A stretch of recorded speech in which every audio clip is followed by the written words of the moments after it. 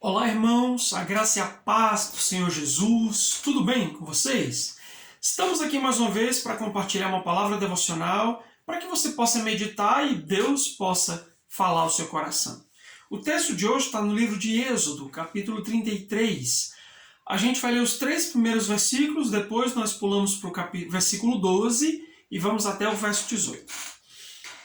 Depois ordenou o Senhor a Moisés: saia deste lugar com o povo que você tirou do Egito, e vá para a terra que prometi com juramento a Abraão, Isaque e Jacó, dizendo: eu a darei a seus descendentes. Mandarei à sua frente um anjo, expulsarei os cananeus, amorreus, hititas, ferezeus, os heveus e os jebuseus. Vão para a terra onde há leite e mel com fartura, mas eu não irei com vocês, pois vocês são um povo obstinado, e eu poderia destruí-los no caminho. Verso 12. Disse Moisés ao Senhor: tu me ordenaste, conduz este povo, mas não me permite saber quem enviarás comigo. Disseste: eu conheço pelo nome e de você tenho me agradado. Se me vês com agrado, revela-me os teus propósitos, para que eu te conheça e continue sendo aceito por ti. Lembra-te de que esta nação é o teu povo. Respondeu o Senhor: eu mesmo acompanharei e lhe darei descanso. Então Moisés lhe declarou: se não fores conosco, não nos envies. Como se saberá que eu e o teu povo podemos contar com teu favor se não nos acompanhares? Que mais poderá distinguir a mim e o teu povo de todos os demais povos da face da terra? O Senhor disse a Moisés: farei o que me pede, porque tenho me agradado de você e o conheço pelo nome. Então disse Moisés: peço-te que me mostres a tua glória. Amém? Amados, esse é um texto muito curioso, porque ele está dentro de um contexto bem interessante. Quando o povo ele sai do Egito e eles estão ali no deserto, chega um momento em que Moisés sobe ao monte para receber as tábuas da lei, para receber as orientações do Senhor acerca dos próximos passos e também dos requisitos ou dos termos da aliança que o Senhor estabeleceria com o seu povo. O fato é que no tempo que Moisés está em cima da montanha, o povo peca, pede a Arão para que ele faça deuses, e Arão acaba fazendo o bezerro de ouro, o famoso bezerro de ouro, de maneira que as pessoas estão adorando aquele bezerro. E quando Moisés desce, ele fica indignado com aquela situação, e Deus decide destruir o povo, mas Moisés intercede naquele momento ali, de maneira que a ira de Deus acaba sendo aplacada de alguma forma. E então entra esse texto que nós lemos. Deus diz para Moisés: é o seguinte, Moisés, olha, em função do que aconteceu, eu vou cumprir o que eu disse. Vocês podem ir, subam daqui, vocês vão chegar lá no lugar que eu prometi, vão receber a terra que eu prometi, vão receber a vitória sobre os inimigos, vai um anjo na frente de vocês, ou seja, vocês vão estar protegidos e tudo mais, vão ter o leite e mel, mas tem um detalhe: eu não vou junto. Eu não irei junto. E quando eu começo a meditar sobre esse texto, essa proposta que Deus faz para Moisés, para alguns cristãos, para algumas pessoas, soaria como uma proposta muito tentadora. Mas para Moisés não soou como uma proposta tentadora. Exatamente por um fato que a gente vai já compartilhar com vocês. Mas você pode me dizer: pastor, por que essa proposta soaria como tentadora para algumas pessoas? Então, em primeiro lugar, porque Deus disse que cumpriria a sua promessa. Olha só, pode subir que eu vou cumprir a minha promessa. Eu cumprirei tudo aquilo que eu prometi, tudo aquilo que eu disse que faria, eu haverei de cumprir na sua vida, Moisés, e na vida do povo de Israel. Em segundo lugar, porque Deus disse que eles estariam protegidos, estariam seguros. Eles não iriam sozinhos. Haveria um anjo que os conduziria e que de alguma forma os protegeria de todo mal. Ou seja, eles teriam as promessas garantidas, teriam proteção garantida, mas isso não é tudo. Eles ainda venceriam as batalhas. Quando Deus diz, eu vou expulsar os cananeus, os amorreus, hititas, ferezeus, heveus, jebuseus, ou seja, vocês vão chegar na terra, vão batalhar e vão vencer todas as batalhas que vocês enfrentaram. Ninguém haverá de derrotá-los.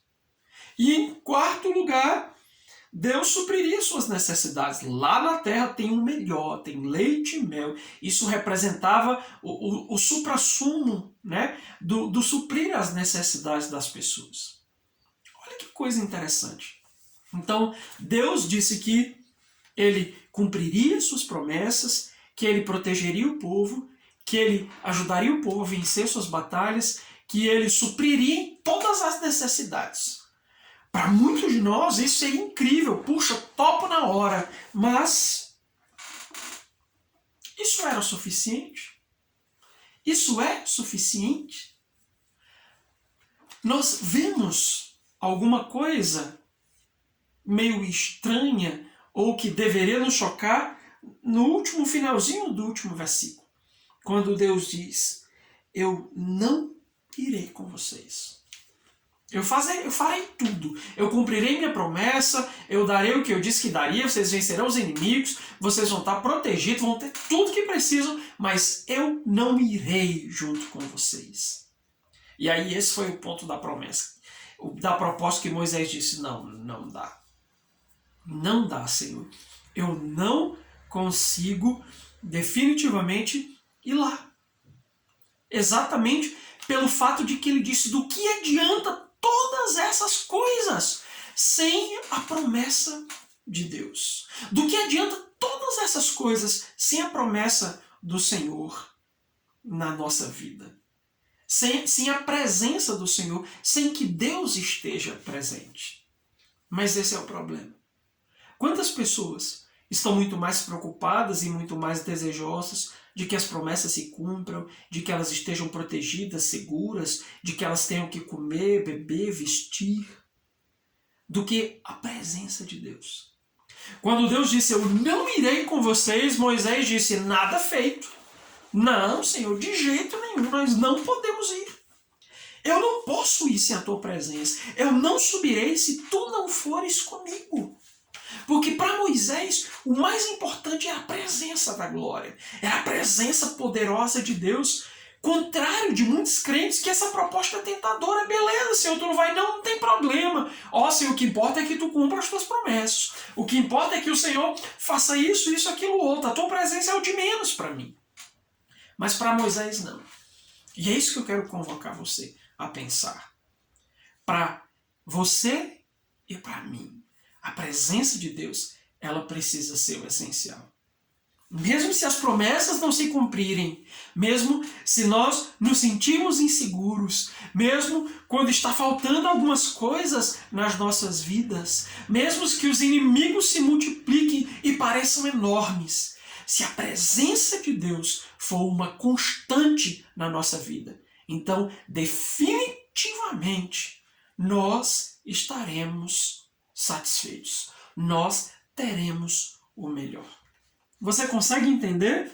É isso que Moisés diz aqui. Senhor, não dá para subir se tu não fores conosco. Eu não irei se o Senhor não for com a gente. Como assim? E de repente Deus diz para Moisés: tá bom, Moisés, ok, eu irei com vocês. Aí Moisés disse: eu então já não quero mais só isso. A tua presença para mim não é mais suficiente. Eu quero ver a tua face. Mostra-me a tua glória. Então, aqui eu leio um coração sedento da presença de Deus. Eu quero mais.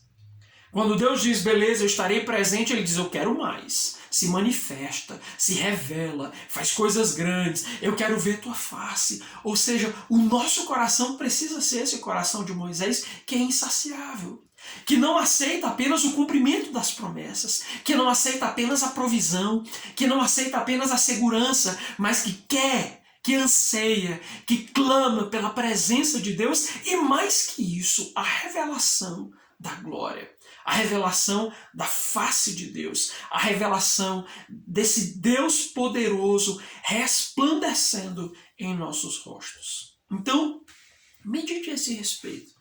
Será que você tem se contentado apenas com aquilo que as mãos do Senhor pode te dar? Ou você tem ansiado pela face dele? Ou você tem ansiado pela presença dele? Você é capaz de trocar tudo aquilo que Deus pode te dar pela presença dele? E é importante deixar claro, uma coisa não exclui a outra. Amém? É importante deixar claro. Se Deus cumpre promessa, opera, isso é uma bênção. E não exclui, não significa dizer que eu tenho que trocar ou a presença ou a bênção de Deus. Não tem a ver com isso. Mas eu estou convocando você a pensar, será que Deus, se Ele dissesse para você hoje, olha só, eu vou deixar de fazer algumas coisas, mas eu te darei o máximo da minha presença. Você faria essa troca? Ou você se sentiria inseguro? Então, que Deus, em nome de Jesus, possa aquecer o seu coração e o meu também, com esse desejo, com esse anseio de ver a sua presença, de estar na sua presença, de ver a sua face, para que a gente não se agarre apenas às promessas, àquilo que Ele pode nos dar, mas que o nosso coração deseje ansiosamente pela sua glória. Amém? Então, tenha um dia incrível e que o Senhor possa ministrar poderosamente ao seu coração. Deus te abençoe em nome de Jesus.